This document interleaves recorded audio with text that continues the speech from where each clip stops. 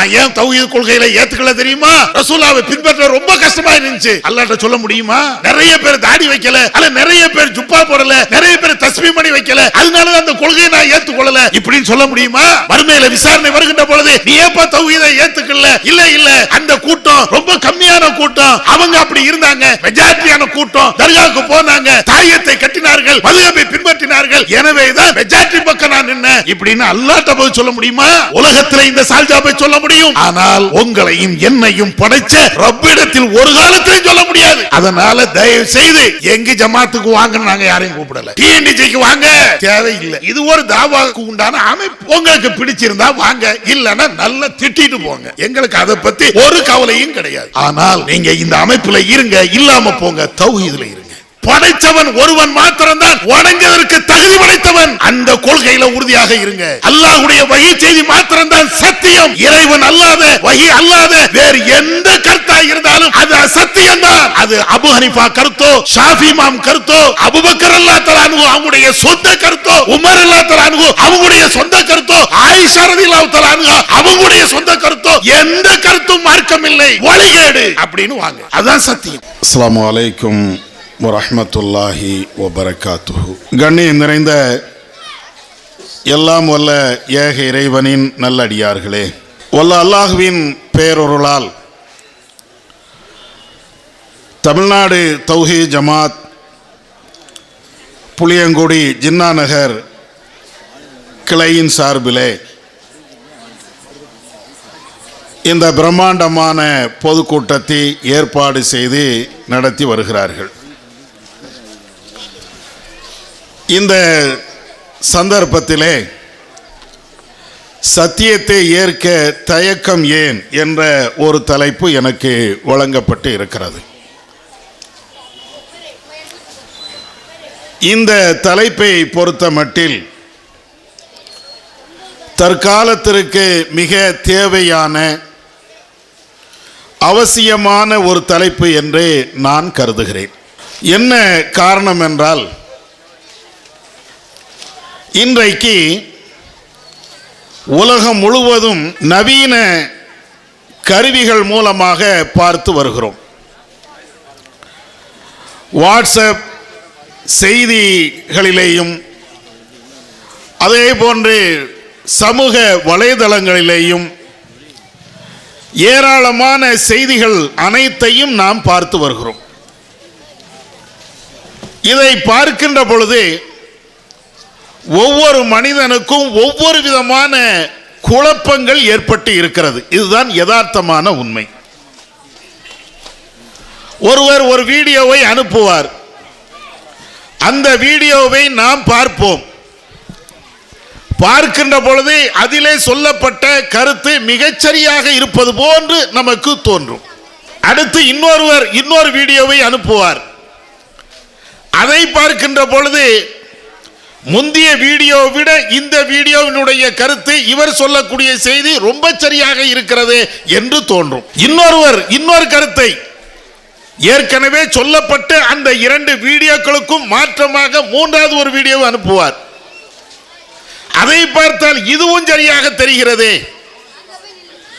கடைசி வரையும் பார்த்து கொண்டே இருக்கிறோம், எது சரி எது தப்பு என்று நம்மால் கண்டுபிடிக்க முடியவில்லை.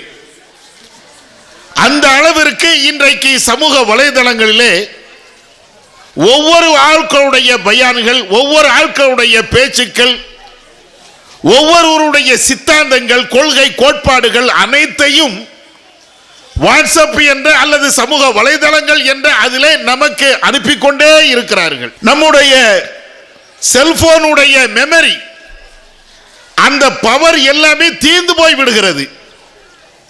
ஆனாலும் அனுப்பக்கூடியவர்கள் நின்றபாடில்லை. இதை கேளுங்க, அதை கேளுங்க, இதை பாருங்க, அதை பாருங்க. இது எல்லாவற்றையும் தாண்டி குழம்பு வைக்கிறது எப்படி, ரசம் வைக்கிறது எப்படி, பிரியாணி வைக்கிறது எப்படி, ஆட்டுக்கால் பாயா வைக்கிறது எப்படி, அது வேற வந்துகிட்டே இருக்கிறது. ஒரு குழம்ப 4 பேர் சொல்லி அதை வைத்தால் அது எப்படி அந்த குழம்பு என்பது ரசமாக அல்லது வேறு ஒரு பொருளாக மாறுமோ, குழம்பி போய் விடுமோ, அதே போன்றுதான் நம்முடைய கொள்கை சித்தாந்தங்களும் எல்லாருடைய வீடியோக்களையும் பார்க்க பார்க்க குழம்பி போய் இருக்கும். எதை எடுக்கிறதுனே தெரியல. இவர் சொல்றது சரியா இருக்கிறது, அவர் சொல்றது சரியா இருக்கிறது, அவர் சொல்றது சரியா இருக்கிறது.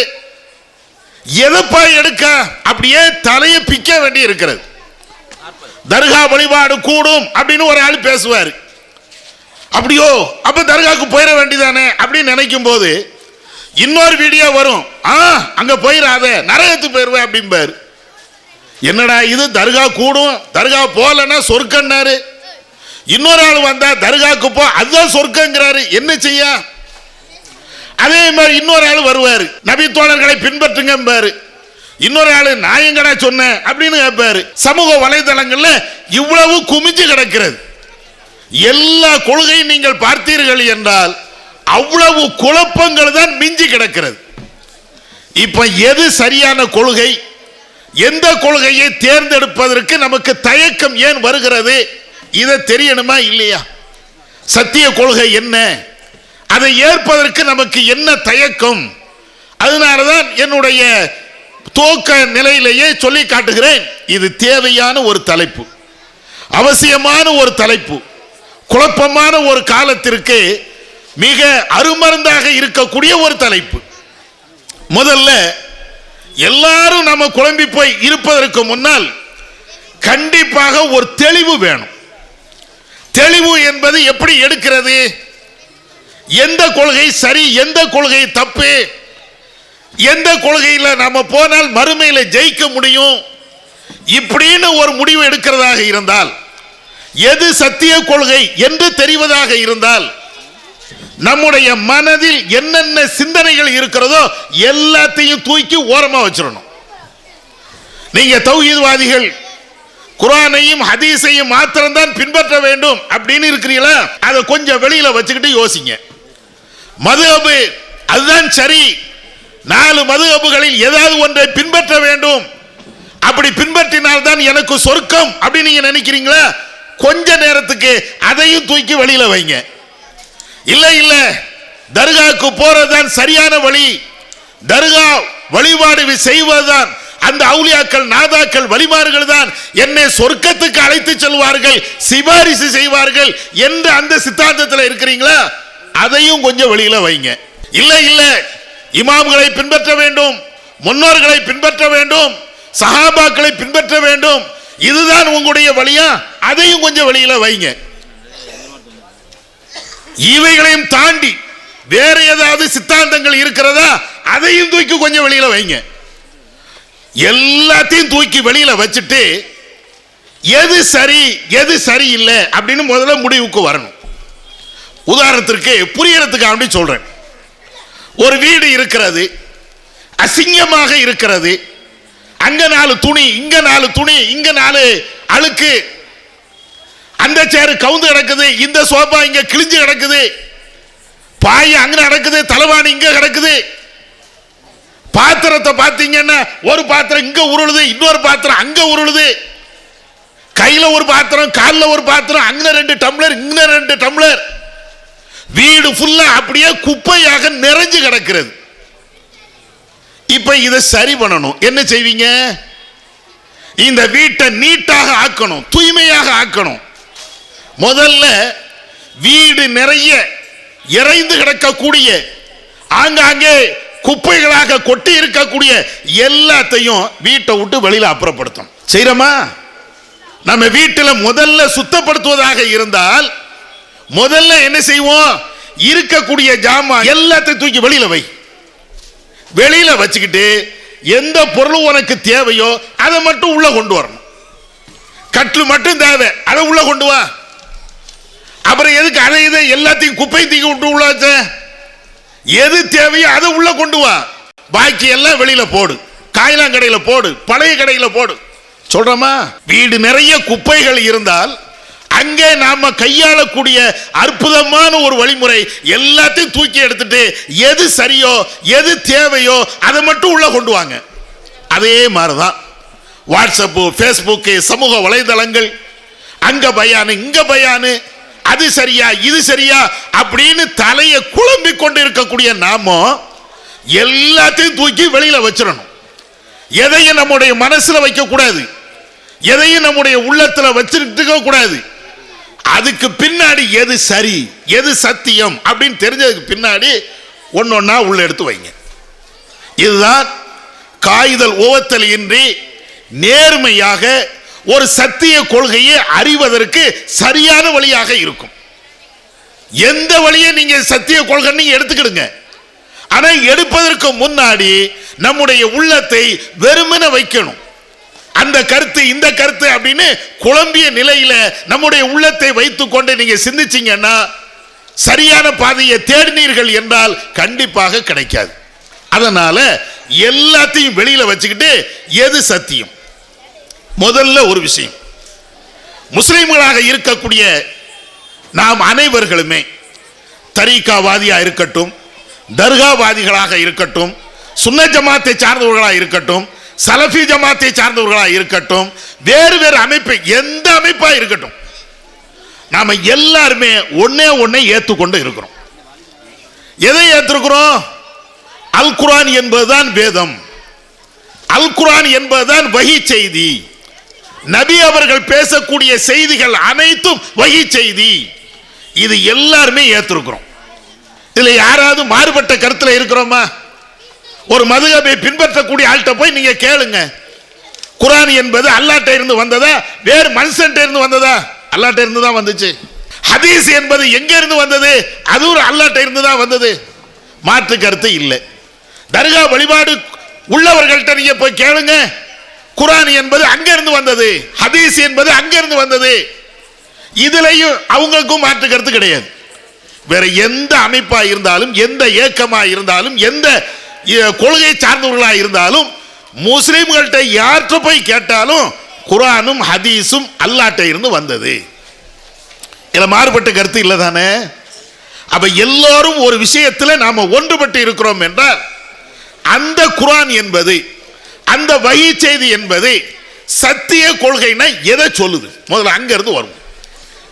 குர்ஆன்ல பார்க்கலாம்ல, குர்ஆன் தான் அல்லாஹ்ட்ட இருந்து வந்த வஹி அப்படிங்கிறதுல யாருக்கும் மாறுபட்ட கருத்து இல்ல. யாரும் வேறு விதமான ஒரு செய்தி நம்ம சொல்றது இல்ல. அப்ப அல்லாஹ்ட்ட இருந்துதான் இந்த வேதம் வந்திருக்கிறது என்று நாம் அத்தனை பேர்களும் ஒருமித்த கருத்தில் இருக்கிறோம் என்றால் அந்த குர்ஆன் வந்து சத்திய மார்க்கம், சத்திய கொள்கை எதை சொல்கிறது? திருமறை குர்ஆன்ல சூரத்துல் பக்ரா என்று சொல்லப்படுகின்ற 2வது அத்தியாயத்தில் இறைவன் சொல்லி காட்டுகிறான், அல் ஹக்கு மிர் ரப்பிக். சத்தியம்னா என்ன தெரியுமா? சத்திய கொள்கைனா என்ன தெரியுமா? அல் ஹக்கு மிர் ரப்பிக், உம்முடைய இறைவன்கிட்ட இருந்து வந்திருக்கணும். சத்தியம் என்றாலேயே வேற எங்க இருந்து வராது, கடவுள்கிட்ட இருந்து வரணும், அல்லாஹ்ட்ட இருந்து வரணும். அல்லாஹ்ட்ட இருந்து வரக்கூடிய ஒரு வழிதான், அது ஒண்ணுதான் சத்திய கொள்கை. இது நான் சொல்லல, இறைவன் சொல்லி காட்டுகிறான்.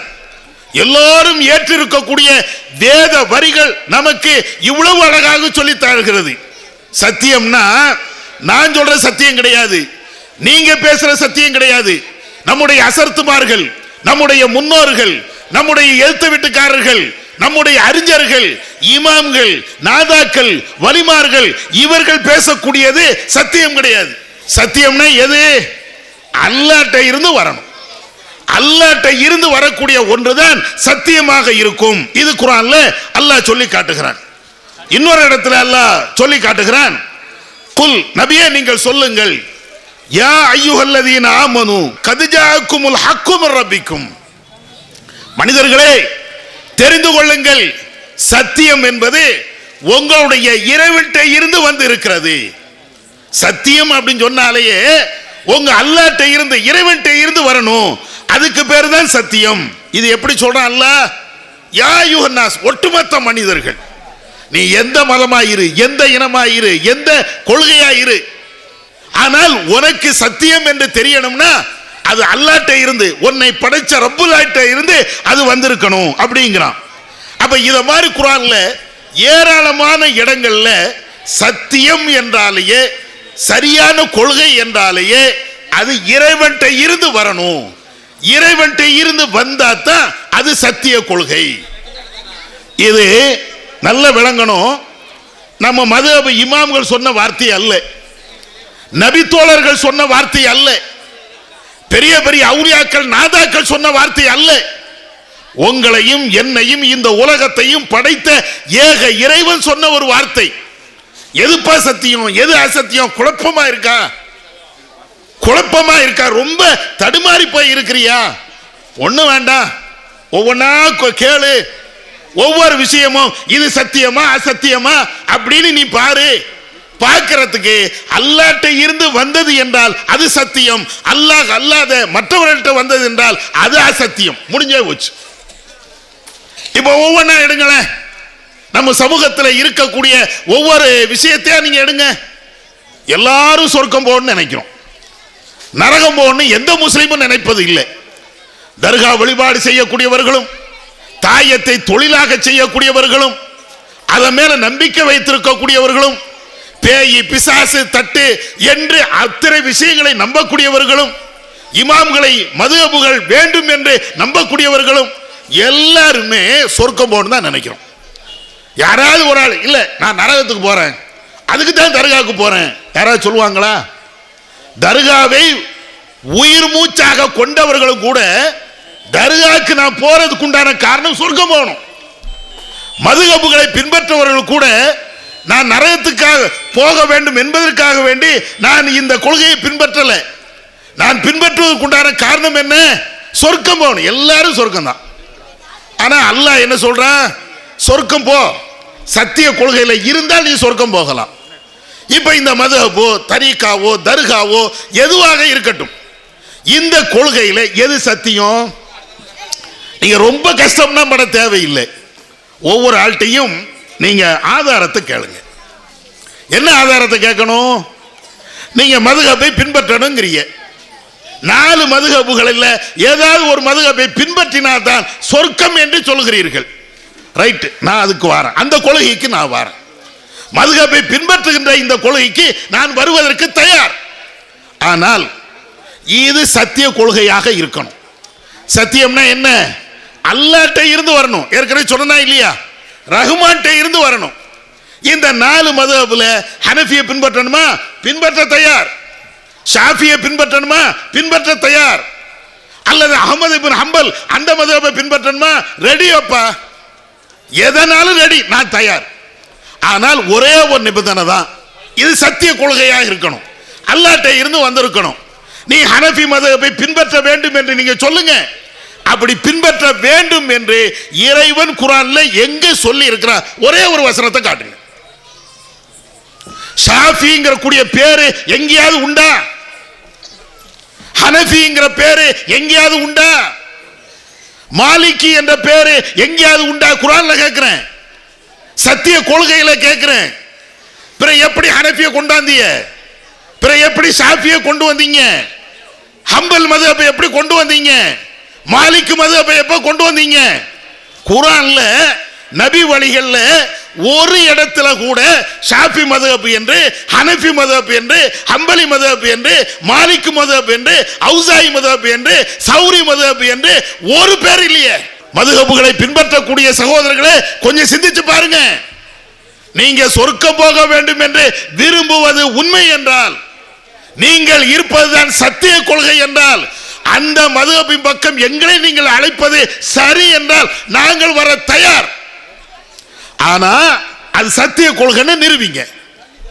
குர்ஆன்ல இந்த வசனத்துல அல்லாஹ் ஷாஃபி மதுஹபை பின்பற்ற சொல்கிறான், சொல்லுங்க. நபிகள் நாயகம் ஸல்லல்லாஹு அலைஹி வஸல்லம் அவர்கள் ஹனஃபி மதுஹபை பின்பற்ற சொல்லி இந்த ஹதீஸ்ல, புகாரில, முஸ்லிம்ல, திருமதியில, நஸஈல, அபூதாவுதுல இது போன்ற ஹதீஸ் கிரந்தங்கள்ல இந்த செய்தி பதிவு செய்யப்பட்டிருக்கிறது அப்படின்னு நீங்க சொல்லுங்க. எங்க இருக்குது? ஒரு ஹதீஸ காட்டுங்களேன். ஜமாத்துல் உலமா தலைவர்ல இருந்து இந்த பள்ளி இமாமுகள் வரையிலையும் இதுக்கு ஒரே ஒரு ஆதாரத்தை காட்ட முடியுமா? நம்மளை திட்டத்தான் முடியும், நம்மளை ஏசத்தான் முடியும், நம்மளை கடும் சொற்களால் அவர்கள் பேசத்தான் முடியும். ஆனால் ஒரு காலத்திலையும் இது சத்தியம்தான் என்று சொல்வதற்கு சத்திய குர்ஆன்ல இருந்து ஒரே ஒரு வசனத்தை காட்ட முடியல அப்படிங்கிறதுனால அப்புறம் எப்படி அதை நீங்க பின்பற்ற போறீங்க? மதுஹபை பின்பற்றுவதுதான் சொர்க்கம் என்று எதை வச்சு நீங்க சொல்றீங்க? மதுஹபை பின்பற்றவில்லை என்றால் உங்களுக்கு நரகம் அப்படின்னு எதை வச்சு நீங்க பேசுறீங்க? உங்களுடைய கற்பனையை தவிர இதற்கு வேற எந்த ஆதாரமும் இல்லை.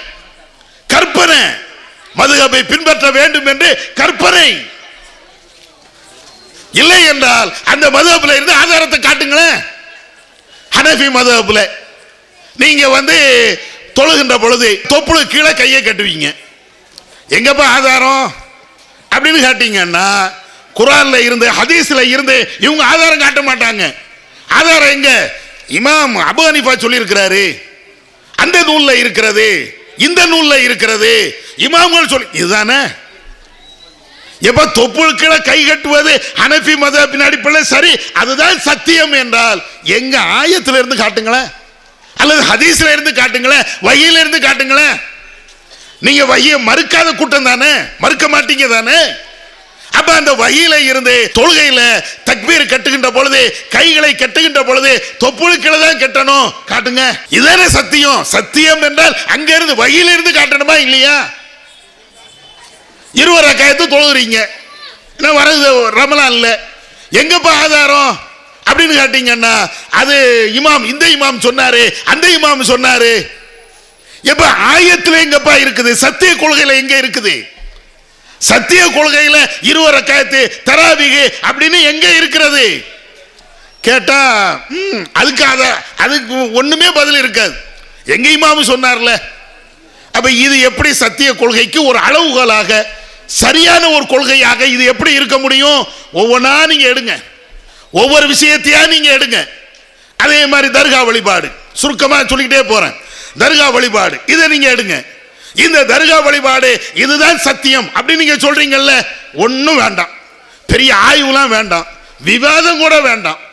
தர்கா வழிபாடு கூடும் அப்படின்னு சொல்வதற்கு தர்காங்கிற வார்த்தை, கபரு என்ற வார்த்தை, அங்க போய் நீங்க மாலை போடுங்க, ஜியாரத்து பண்ணுங்க, அல்லது கந்தூரி எடுங்க, உங்களுடைய நாட்டு திட்டங்களை எல்லாம் கேளுங்க. இப்ப தர்கா வழிபாடு என்னெல்லாம் செய்றீங்களோ அவைகள் அனைத்தும் குர்ஆன்ல இருக்குது. ஒரு ஆயத்தை காட்டிருங்க, ஒரே ஒரு ஆயத்து, ஒரு ஹதீஸை காட்டுங்க. இப்ராஹிம் நபி எத்தனையோ ஆண்டுகளுக்கு முன்னால் வாழ்ந்தவர்கள், நபி அவர்கள் இப்ராஹிம் நபியை நிறைய போற்றி புகழ்ந்து இருக்கிறாங்க. அந்த இப்ராஹிம் நபிக்கு நபி அவர்கள் கபர் கட்டி இருக்கிறாங்களா? காட்டுங்க. முடிஞ்சு போச்சு. நபி அவர்கள் இப்படி ஒரு நபிக்கு கபர் கட்டி இருக்கிறாங்க, அந்த நபிக்கு உருஸ் எடுத்திருக்கிறாங்க, அந்த நபிக்கு சந்தன கூட எடுத்திருக்கிறாங்க, அந்த நபிக்கு யானையை வச்சு ஊர்வலம் எடுத்திருக்கிறாங்க, அந்த நபிக்கு உடைய கபருக்கு இது போன்ற திருவிழாக்களை எல்லாம் கொண்டாடி இருக்கிறாங்க. காட்டுங்க. என்ன செய்வீங்க? அது அப்படி உருசு எங்க இருந்து, அரசுல இருந்து வருகிறது, அதுல இருந்து இப்படின்னு வார்த்தை விளையாட்டு தான். ஏன் காட்ட முடியல? சத்திய கொள்கை அதுதான் என்றால் அங்க இருந்து காட்ட வேண்டியதானே. உருசு இப்படி இருக்கிறது, இந்த ஹதீஸ்ல இருக்கிறது, நபி அவர்கள் இப்படி செஞ்சிருக்கிறாங்க, எங்கேயாவது காட்ட முடியுமா? தர்கா வழிபாடு இன்னைக்கு நீங்க செய்யற மாதிரி எங்கேயாவது காட்டுறதுக்கு அது முடியுதா? முடியல. எந்த அளவுக்கு நீங்க சத்திய கொள்கைன்னு மக்கள்கிட்ட பேசுறீங்க, தர்கா வழிபாடு கூடும் அப்படின்னு நீங்க மக்கள்கிட்ட பேசுறீங்க, அதனுடைய விளைவு இன்னைக்கு எங்க போயிட்டு இருக்கு தெரியுமா? குத்தாட்ட பாட்டுக்கு டான்ஸ் ஆடுறான். யாரு? நீங்க பேர் வச்ச அப்துல் காதர், நீங்கள் பேர் வச்ச முஹியத்தீன், நீங்கள் பேர் வச்ச இப்ராஹிம், அல்லாஹ்வுடைய பள்ளியிலே துதிக்க வேண்டிய அந்த நாவுகள், இறைவனை போற்ற வேண்டிய அந்த நாவுகள் இன்றைக்கு சினிமா பாட்டையும் குத்தாட்ட பாட்டுகளையும் தர்கா கலாச்சாரம், அதை வழிபாடு முறை, கந்தூரி முறை என்ற அடிப்படையில் தெருவில் போட்டு இன்னைக்கு ஆடுதானா? குத்தாட்டம் போடுறாங்களா? இன்னைக்கும் மேலப்படத்தில் நடக்குது. நேத்து நடந்துச்சு ஒரு ஏதோ ஒரு தர்காவா, அந்த தர்காவில் மேலதாளங்கள் எல்லாம் போட்டு வான வேடிக்கைகள் எல்லாம் போடுறாங்க. போட்டுட்டு ஆடுப்பா. யார் ஆடுதா? உங்க வீட்டு பிள்ளை. எங்க வீட்டு பிள்ளை ஆட மாட்டான். உங்க வீட்டு பிள்ளைங்க நீங்க தர்கா அது கூடும் என்று நீங்க பேசுறீங்களே, அதனுடைய வெளிப்பாடு அவன் நின்னுக்கிட்டு ஆடுதான், வேட்டியை மடிச்சு கட்டிக்கிட்டு ஏதோ தண்ணி அடிச்சவன் எப்படி ஆடுவானோ அதே மாதிரி. கொஞ்ச நாட்களுக்கு முன்பு திருநெல்வேலி மாவட்டம் கங்கை கொண்டான், அங்க நடந்த கூத்து உங்களுக்கு தெரியுமில்ல, தர்கா. நீங்க பிற மதத்தில் அவங்க என்ன செய்யறாங்களோ அதே மாதிரி செஞ்சாங்க. பிற மதத்தில் என்ன செய்வாங்க, அது அவங்களுடைய கொள்கை, அது அவங்களுடைய நம்பிக்கை, அது வேற மேட்ரு. அவங்க என்ன செய்வாங்க, பால் குடம் எடுத்துட்டு போவாங்க, அதே மாதிரி முளைப்பாரி அதை கொண்டு போவாங்க. இப்படி ஏதாவது ஒண்ணு அவங்களுடைய கடவுளுக்காண்டி கொண்டு போகும்போது கடவுள் அவங்க மேனியில வந்து ஆடுதாங்க அப்படின்னு சொல்லி அவங்களுடைய நம்பிக்கையில அவங்க செய்யறாங்க. இதை அப்படியே காப்பி எடுத்து அங்க ஒரு அவுலியா கங்கை கொண்டான்ல, அந்த அவுலியாவுக்கு நம்ம ஆட்கள் பால் குடம் இப்படி எடுத்துட்டு போறான். பின்னால 2 பேர் அவனை பிடிச்சு தள்ளுறான், இன்னும் 2 பேர் அவனை பிடிச்சு இந்த சைடு பிடிக்கிறான், இந்த சைடு பிடிக்கிறான். என்னன்னா அவர் அப்படியே அவுலியா மேல வந்துட்டாராம், அவுலியா மேல வந்து இப்படியே ஆடுதாராம். அடே, இது சத்திய கொள்கை என்றால், இதுதான் சரி என்றால், இதுதான் கரெக்ட் என்றால் நீங்க வேதத்தில் இருந்து காட்டுங்க, ஹதீஸ்ல இருந்து, வகிச்சையில இருந்து நீங்க காட்டுங்க. எங்க கொண்டு போய் விட்டுருக்கிறீங்க? ஆலிம்களே, அல்லாஹ்வை பயப்பட வேண்டாமா? ரஹ்மானை பயப்பட வேண்டாமா? சத்திய கொள்கைக்கு நீங்கள் வைத்திருக்கக்கூடிய அளவுகள் தான் என்ன? பிற மதத்தவர்கள் எதை செய்கிறார்களோ அதே மாதிரி செய்ய வேண்டும், இதுதான் உங்களுடைய அளவுகோலா? அவர்கள் எப்படி தங்களுடைய கடவுளை வழிபாடு செய்கிறார்களோ அதை அப்படியே அசல் பிசகாமல் அப்படியே காப்பி எடுத்து செய்யறது, இதுக்கு பேர் தான் சத்திய கொள்கையா? எந்த ஆலிமாவது பேசுறாங்களா? இது எல்லா வீடியோ சமூக வலைதளங்கள்ல இன்னைக்கும் அந்த வீடியோக்கள் இருக்கிறது. யாருக்கும் ஒரு சின்ன ரோஷம் கூட வர மாட்டேங்குது. எப்ப இந்த குர்ஆன் ஹதீஸை விடுங்க, மதுஹப்ல இப்படி ஆட்டம் போடுவதற்கு ஆதாரம் இருக்குதா? மதுஹப்ல, ஷாஃபி மதுஹப்லயோ ஹனஃபி மதுஹப்லயோ துர்ருல் முக்தார்லயோ ரத்துல் முக்தார்லயோ கன்சு தக்காய்க்கிலையோ இப்படி சாமி மாதிரி ஆடணும், அவுலியாக்கள் வந்து மேலாடுவார்கள் என்ற அந்த கருத்து, இப்படி ஆட வேண்டும் என்று சொல்லக்கூடிய அந்த கருத்து உங்களுடைய மதுஹப் நூல்ல உண்டா? இன்னைக்கு அதுதானே வச்சுக்கிட்டு இருக்கிறீங்க. மதுஹப் நூலை அப்படியே தூக்கி பிடிச்சு வச்சுக்கிட்டே இருக்கிறீங்களே, எங்கேயாவது இருக்கா? தயவு செய்து காட்டுங்க. அப்படி இல்லை என்றால் இவைகள் தவறு என்று கொஞ்சமாவது பேசுங்க. இது தப்பு அப்படின்னு பேசுங்க. அல்லாஹ்வுக்கு பயப்படுங்க, எங்களுக்கு பயப்பட வேண்டாம். ரஹ்மானுக்கு நீங்க பயப்படுங்க. அப்ப இந்த மாதிரி சத்தியத்தை நீங்கள் வேறு விதத்தில் புரிந்து வைத்திருக்கிறீங்க.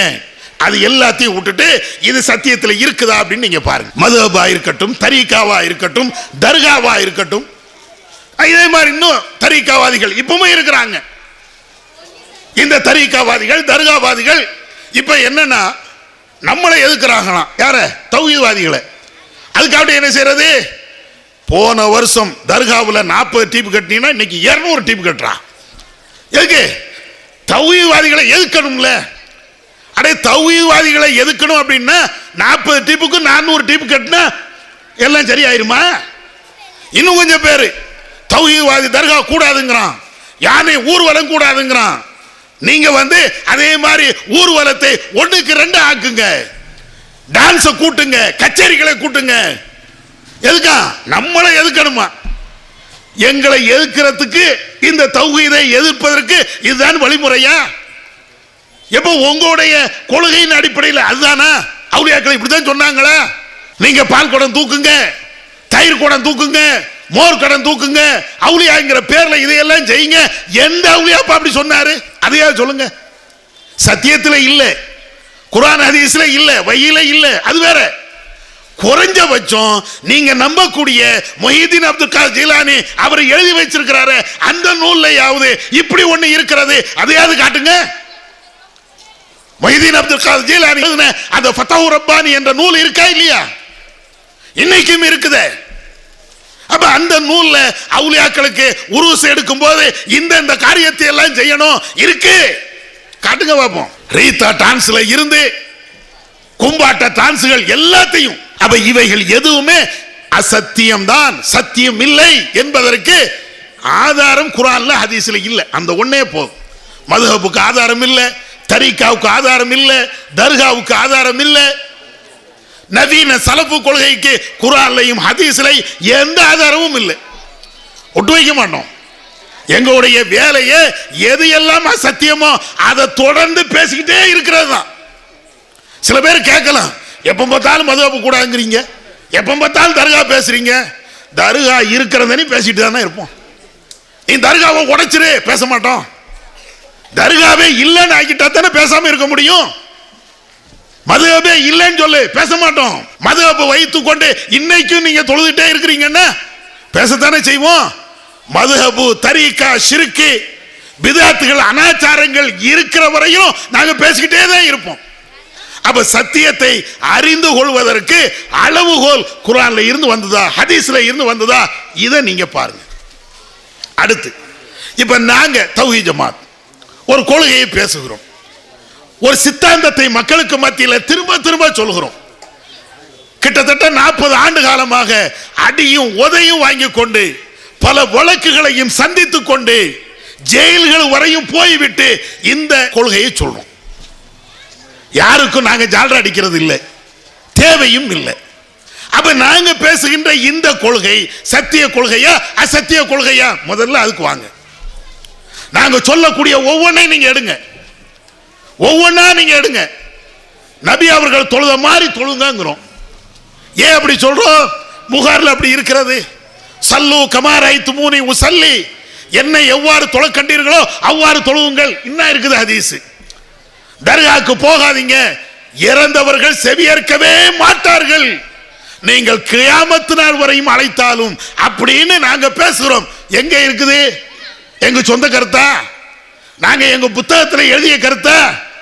நீங்க குர்ஆன் என்று நம்பக்கூடிய, உலகமே குர்ஆன் என்று நம்பக்கூடிய அந்த வேதத்தில் இருந்து சொல்கிறோம்.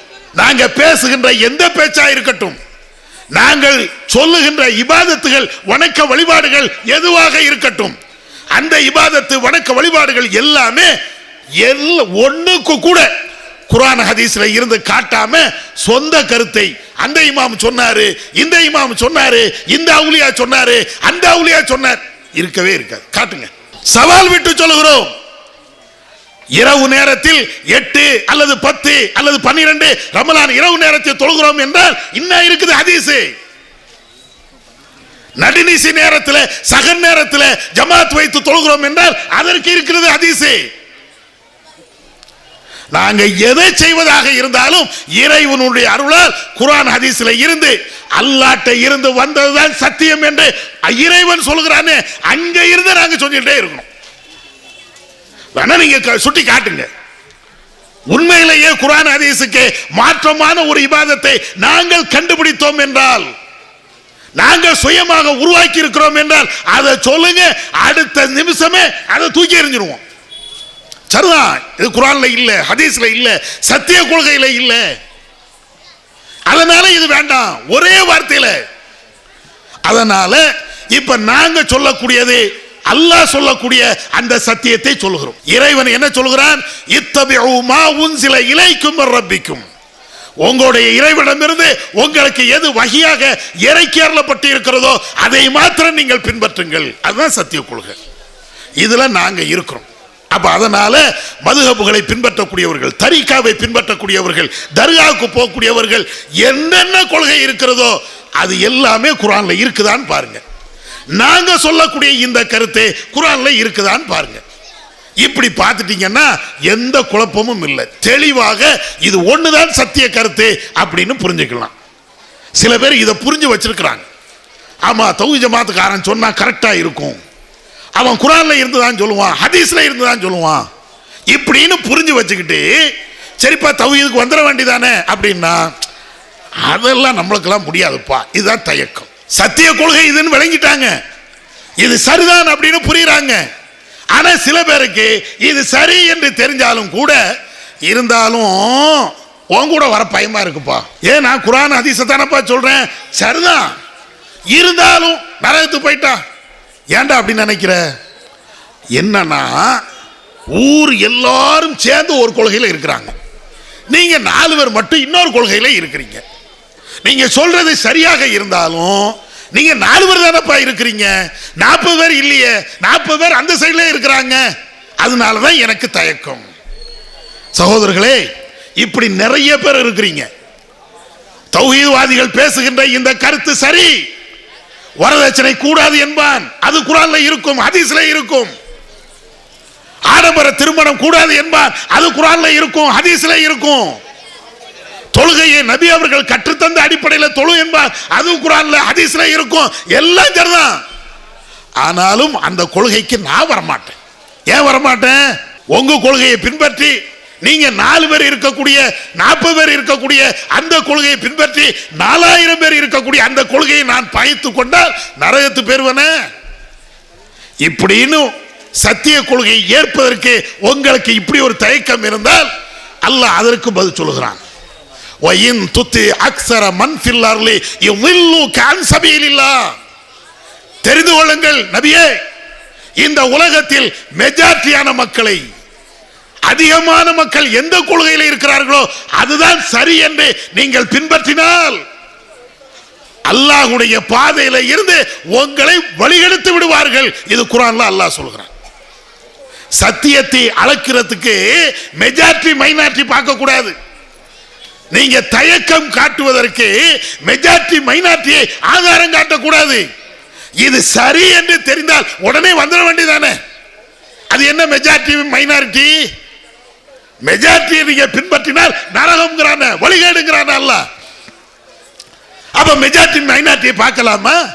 கூடுதல் மக்கள் அங்கே இருக்கிறாங்க, குறைவான மக்கள் இங்கே இருக்கிறாங்க. ஆனா அது ஒரு காலத்தில் அப்படி சொல்லிட்டே இருந்தாங்க. இறைவனுடைய அருளால் இன்றைக்கு ஏகத்துவாதிகளுடைய எண்ணிக்கை அது போய்கிட்டே இருக்கிறது. அது இறைவனுடைய நாட்டம். எங்களுடைய பிரச்சாரத்தினால, எங்களுடைய உண்மையினால எங்க இவ்வளவு பெரிய கூட்டம் கூடிவிட்டது என்று அகந்தையில பெருமையில நாங்க பேச மாட்டோம். இறைவன் நேர்வழியை காட்டுகிறான், மக்கள் நேர்வழிக்கு வருகிறார்கள். அதுதான் மேட்டு. நாங்க அல்லாஹ்வுடைய வார்த்தையை எடுத்து சொல்வது எங்களுடைய பணி. நபிமார்களுக்கே அல்லாஹ் அப்படிதான் சொல்லி காட்டுகிறான். லஸ்த அலைஹிம் பிமுஸைத்திர், யாரையும் நிர்பந்தம் செய்கின்ற அதிகாரம் உனக்கு இல்லை. பல்லிகுமா உன்சில இலைக், உங்களுக்கு எது வகையாக இறைக்கி அருளப்பட்டு இருக்கிறதோ அதை எடுத்து சொல்லுங்கள். நபிக்கே இதான் கட்டளை. அதே மாதிரி தௌஹீதை எடுத்து சொல்வதுதான் எங்களுடைய பணி. ஆனால் இன்றைக்கு இறைவனுடைய அருளால் நிறைய மக்கள் வந்துகிட்டே இருக்கிறாங்க. அதனால நீங்க புரிந்து கொள்ள வேண்டியது மெஜாரிட்டி மைனாரிட்டி அந்த வாதத்தை விட்டுருங்க. அந்த தயக்கத்தை தூக்கி எறியுங்க. எது சரி எது தப்பு அந்த முடிவுக்கு நீங்க வாங்க. அடுத்து, இந்த கொள்கையை ஏற்றுக்கொள்ளாமல் இருப்பதற்கு இன்னும் சில காரணங்களை சொல்கிறார்கள். என்ன காரணம்? சில பேர் சொல்லுவாங்க, நீங்க சொல்றது எல்லாம் சரிங்க, ஆனா ரசூலா மாதிரி வாழணுங்கிறீங்களே, அது சாத்தியமா? நிறைய பேர்ட்ட ரசூலா மாதிரி நம்மளால வாழ முடியுமா? முன்பின் பாவங்கள் மன்னிக்கப்பட்டவர்கள் அல்லாஹ்வுடைய தூதர், ஏராளமான இபாதத்துகளை செய்தவர்கள் அல்லாஹ்வுடைய தூதர், அடிகளையும் உதைகளையும் பல்வேறு துன்பங்களையும் அனுபவித்தவர்கள் நபி அவர்கள். அவர்கள் மாதிரி நம்மளால வாழ முடியுமா? இந்த ஒரு கேள்வியை வச்சுக்கிட்டு அதனாலதான்ப்பா நான் தௌஹீதுக்கு நான் வரல. நல்ல கருத்து, கரெக்டான கருத்து தான். ஆனாலும் அங்கே வருவதற்கு எனக்கு இப்படி ஒரு தயக்கம் இருக்கிறது.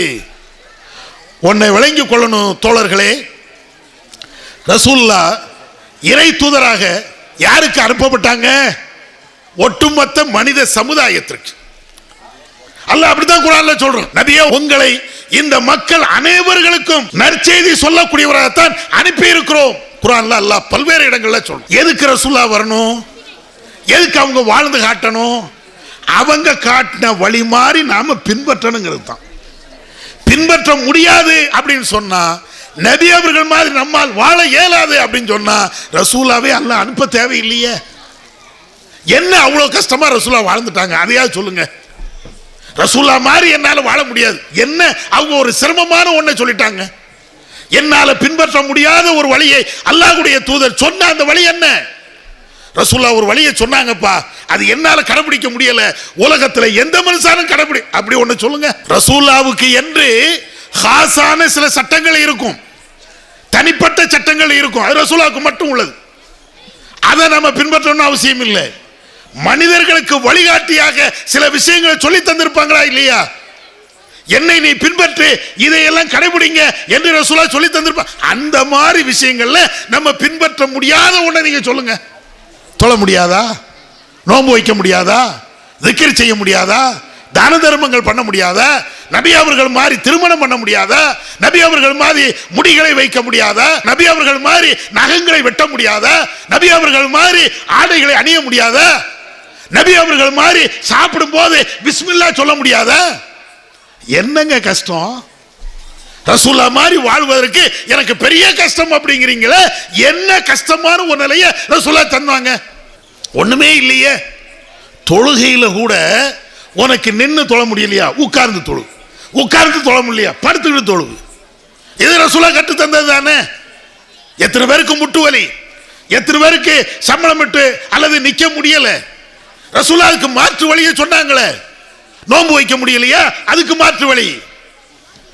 ஜக்காத்து கொடுக்க முடியல, பொருளாதாரம் இல்லையா? நீ ஜக்காத்தை கொடுக்க தேவையில்லை.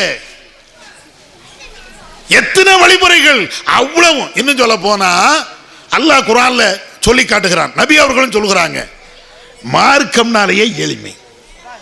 இன்ன தீன யுஸ்ருன், மார்க்கம் என்றாலேயே லேசு, எளிமை. இஸ்லாத்தினுடைய அனைத்து சட்ட திட்டங்களும், அனைத்து இபாதத்துகளும், வணக்க வழிபாடுகளும் எல்லா மக்களும் பின்பற்றக்கூடிய அளவிற்கு எளிமையாக இறைவன் தந்திருக்கிறான். பிறகு என்ன கஷ்டம்? அப்ப இந்த சால்ஜாப்லாம் சொல்லிக்கிட்டு என்னால சத்தியத்தை ஏற்க முடியல, அது ஒரு தயக்கம், இது ஒரு தயக்கம். இது நல்ல ஒரு சித்தாந்தங்கள் கிடையாது என்பதை நீங்கள் புரிந்து கொள்ளுங்கள். மெஜாரிட்டி மைனாரிட்டி பார்ப்பது அல்லது வேற விதமா பார்க்கிறது. இன்னும் கொஞ்சம் பேர், நீங்க யாராவது தொப்பி போடுறீங்களா? நீங்க யாராவது பெரிய தாடி வச்சிருக்கிறீங்களா? நீங்க யாராவது கையில தஸ்பீஹ் பண்ணி வச்சிருக்கிறீங்களா? இதெல்லாம் இல்லை. அதனாலதான் உங்க கூட வரதுக்கு பயமா இருக்குப்பா. பெரிய ஜுப்பா போட்டு இருந்தால், பெரிய தாடி வைத்திருந்தால், தஸ்பீஹ் பண்ணி வைத்திருந்தால், அல்ல இத மாதிரி ஏதாவது ஒரு கோலத்துல மாற்றம் பண்ணிருந்தா உங்க பின்னால வந்திருப்போம். கோலத்தை பார்த்தா இஸ்லாத்துக்கு வர்றது? கோலத்தை பார்க்க தேவையில்லையே, கொள்கையில பார்க்கணும். நான் சொல்லக்கூடிய கொள்கை என்ன, சித்தாந்தம் என்ன, எது சரி, அதையில பார்க்கணும். எங்க கோலம் சரியாகவும் இருக்கலாம், தப்பாகவும் இருக்கலாம். இதை வைத்துக் கொண்டு அந்த கொள்கை எனக்கு வேண்டாம், இந்த கொள்கை எனக்கு வேண்டாம் என்று சொல்வதும் அதுவும் சரியான ஒரு காரணம் அல்ல.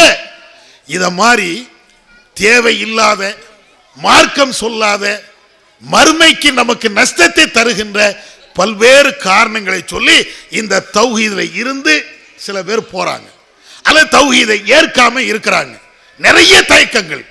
முதல்ல விளங்கிக்கிடுங்க, இந்த தயக்கங்கள் என்பது உலகத்தில் நீங்க எனக்கு சொல்லலாம், நான் உங்களுக்கு சொல்லலாம், சால்ஜாப் சொல்லலாம், மறுமையில சொல்ல முடியுமா?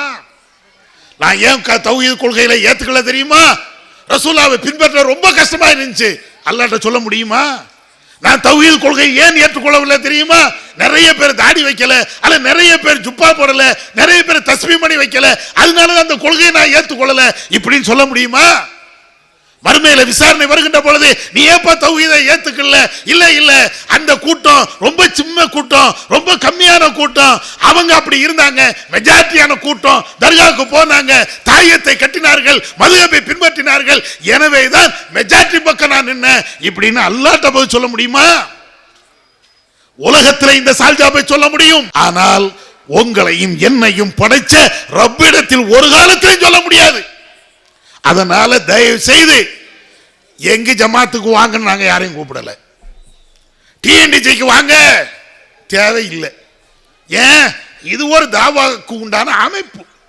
உங்களுக்கு பிடிச்சிருந்தா வாங்க, இல்லைன்னா நல்லா திட்டிட்டு போங்க, எங்களுக்கு அதை பத்தி ஒரு கவலையும் கிடையாது.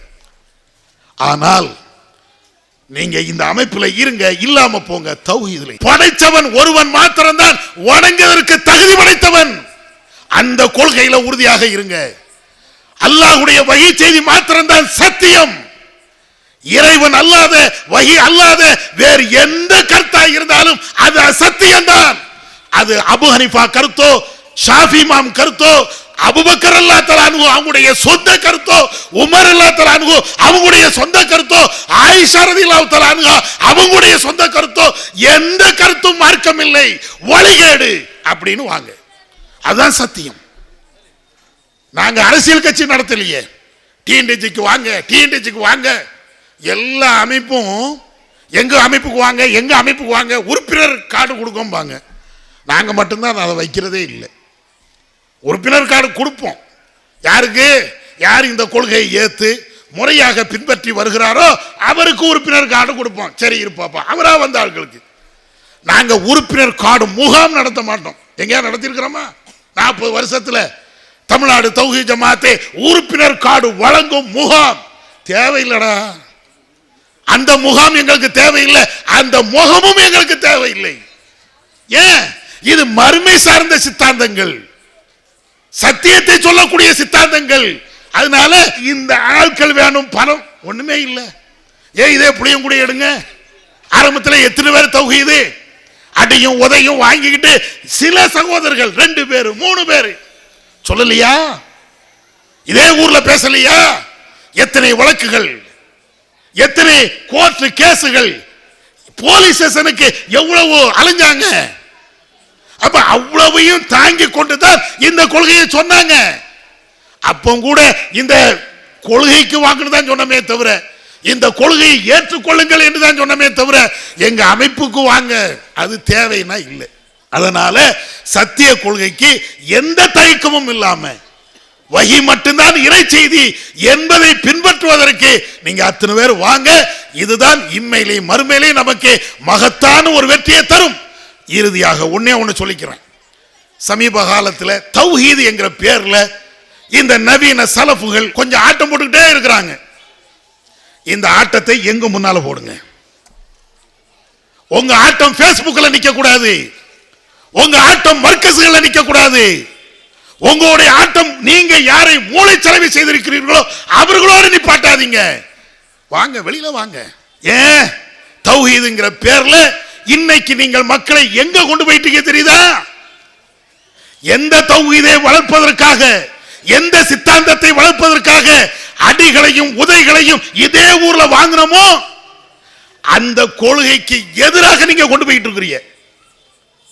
பேய் பிசாசு இருக்குதுன்னு மட்டும்தான் நீங்க சொல்லல, கொஞ்ச காலத்துல அதையும் சொல்ல வந்துருவீங்க. பேய் இருக்குது, பிசாசு இருக்குது. அது இலங்கையில சில பேர் சொல்லிட்டு இருக்கிறாங்களாக கேள்விப்படுறேன். பேயெல்லாம் இருக்குதுங்க, பிசாசுலாம் இருக்குதுங்க, அது ஜின் வடிவுல வருங்க, சைத்தான் வடிவுல வருங்க அப்படின்னு பேசக்கூடிய ஆட்கள் தான் இருக்கிறாங்கன்னு கேள்விப்பட்டு இருக்கிறேன். அப்ப இத மாதிரி எல்லாம் ஒரு சோற விட மாட்டேங்கிறாங்க. எவ்வளவு முரண்பாடு சலஃபுகள்கிட்ட. ஒருத்தன் சஹாபியை பின்பற்றணுங்கிறான், ஒருத்தன் பின்பற்ற கூடாதுங்கிறான். ஒருத்தன் இஜ்மாவு சஹாபா ஒட்டுமொத்த சஹாபாக்களை பின்பற்றணும், ஒரு சஹாபி மட்டும் பின்பற்றக்கூடாது இப்படிங்கிறான். இப்போ லேட்டஸ்டா ஒரு 10-20 நாளைக்கு முன்னாடி நாங்க எங்க சஹாபியை பின்பற்றணுங்கிறேன் அப்படின்னு ஒரு சலஃபு பேஸ்புக்ல எழுதி இருக்கிறாங்க. நாங்க சஹாபாக்களை பின்பற்றணும் சொல்லவே இல்லையே. சலஃபு கொள்கைன்னா என்ன தெரியுமா அப்படின்னு சொல்லிட்டு அவர் சொல்றாரு, குர்ஆன் ஹதீஸையும் நபித்தோழர்கள் புரிஞ்ச மாதிரி புரியணும், நபித்தோழர்களை பின்பற்ற நாங்க சொல்லவே இல்லையே அப்படிங்கிறாரு. அடே, உங்க கொள்கை தான் என்ன? இவ்வளவு குழப்பமா? ஆனா இவ்வளவு குழப்பம் அவங்கள்ட்ட இருந்தாலும் ஒன்னே ஒண்ணு மட்டும் கரெக்டா இருக்கிறாங்க, ஒரு சோற விட மாட்டாங்க. வரதட்சணை கல்யாணமா முதல்ல நம்ம ஆளு போய் நிப்பாரு. ஆடம்பர திருமணமா இந்த சலஃபு கோஷ்டி முதல்ல போய் நிற்கும். அதாவது விட்டு போடுங்க, இதுலயாவது போறாங்க. இதையும் தாண்டி வேற எங்கெல்லாம் போறாங்க தெரியுமா? பொண்ணு வீட்டு விருந்து இவ போய் நிக்கிறாங்க. சடங்குன்னு ஒண்ணு நடத்துவாங்களா இல்லையா, அதுல போய் நிக்கிறான். ஒன்னே விட்டு வைக்க மாட்டேங்கிறான். கேட்டா நாங்க தௌஹீத்வாதி. அதுக்கு தான் இவ்வளவு கடுமையா இருக்கிறோம். நீ வேற ஏதாவது கொள்கை சொல்லு, மதுஹப்னு சொல்லு, தரீகான்னு சொல்லு, குர்ஆன் ஹதீஸுக்கு எதிரான கொள்கைன்னு சொல்லு, பேச்சே இல்லை. ஆனால் தௌஹீது என்கிற பேர்ல இவ்வளவு ஏமாற்றுகிறாய் என்றால் நேருக்கு நேரா வந்து ஏமாற்று, நேருக்கு நேராக சொல்லு. அதுதான் நாங்க சொல்லிக்கிட்டே இருக்கிறோம். அதனால இந்த வழிகட்ட கொள்கைகள், நவீன சலஃபுகள், அதே போன்ற மதுஹப் கொள்கை, தரீகா கொள்கை, தர்கா வழிபாடு, இவைகள் அனைத்துமா சத்தியம். சத்தியம் என்பது வஹி செய்தி மாத்திரம்தான், ஏக இறைவனை மாத்திரம்தான் வழிபாடு செய்வது மாத்திரம்தான் சத்திய கொள்கை. இதுல தயக்கம் இல்லாம எல்லா மக்களும் ஒன்று சேருவோம். இதன் மூலமாக இம்மையிலே மறுமையிலே வெற்றி பெறுவோம். வல்லாஹ் நமக்கு அருள் செய்வானாக. வாஹிர் தவானா அல்ஹம்துலில்லாஹி ரப்பில் ஆலமீன். அல்லாஹு அக்பர், அல்லாஹு அக்பர்.